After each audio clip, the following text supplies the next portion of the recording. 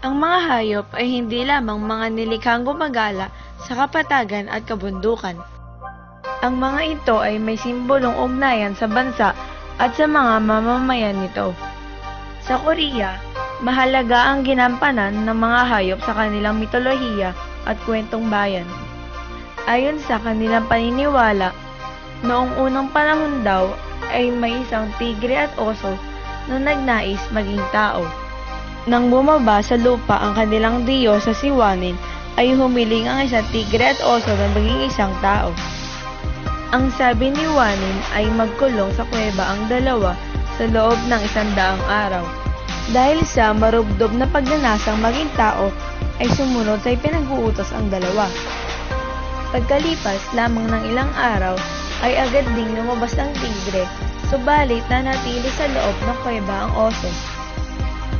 Pagkalipas ng 100 araw, ay may isang napakagandang babae ang lumabas sa kuweba. Ang babae ay natuwa sa kanyang itsura at kinausap muli si Wanin. Nagpasalamat siya sa Diyos at muling humiling na sana ay magkaroon siya ng anak. Pinababa sa lupa ng Diyos ang kanyang anak na si Wanon at ipinakasal sa babae. Sila'y nagkaanak at pinangalan ng Dangun. Si Dangun ay naging hari. Pinaniniwalaang dito nagsimula ang pagkakaroon ng simbolong hayop ang iba't ibang dynasty sa Korea. Ang pambansang hayop ng Korea ay ang tigre. Maikukumpara sa isang tigre pagdating sa kalakasan nito sa larangan ng ekonomiya at militarismo.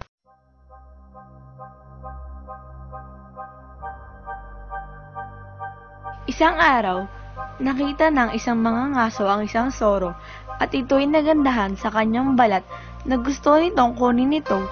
Kaya't naisipan niyang puntahan siya sa kanyang tirahan at ito ay naghukay ng isang malaking butas na natatakpan ng maninipis na sanga at na karne ng kabayo para sa pain. Sa paglabas ng soro sa kanyang tinitirhan ay naamoy niya ang karne ng kabayo at ito'y pinuntahan. Subalit, sa paglapit niya ay napansin niya na ito ay isang patibong at ito ay iniwasan niya at bumalik na lamang sa kanyang lungga. Habang may isang tigre na gutom na nahulog sa patibong ng mga ngaso at nang narinig ito ng mga ngaso at ito ay pinuntahan, ngunit sa kanyang gulat, isang tigre ang kanyang nahuli. Nahulog ang mga ngaso sa butas at nakain siya ng tigre.